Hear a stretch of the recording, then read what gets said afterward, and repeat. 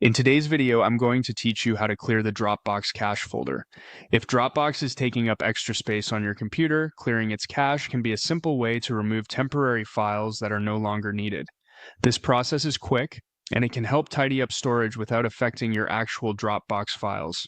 Just make sure to follow along carefully, especially at the beginning. The first thing you need to do is close Dropbox completely. This is important because if Dropbox is still running while you try to clear the cache, some files may stay in use and not delete properly. To close it, look at the bottom right corner of your screen in the taskbar and click the Dropbox icon. Once the Dropbox window opens, click your profile picture or the gear icon, depending on the version you see. From there, choose Quit Dropbox. Give it a moment to fully close before moving on. Next, you'll open the Dropbox cache folder on Windows.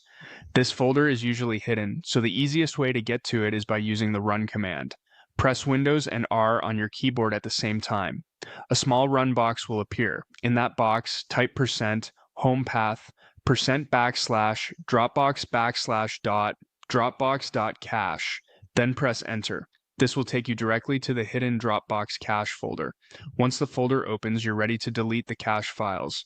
These are temporary files, so removing them will not delete the important files stored in your Dropbox account.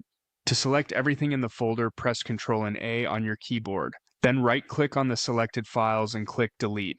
After that, open your recycle bin and empty it to fully remove the files from your system. If you notice a file cannot be deleted, it may still be in use, so make sure Dropbox is fully closed and try again.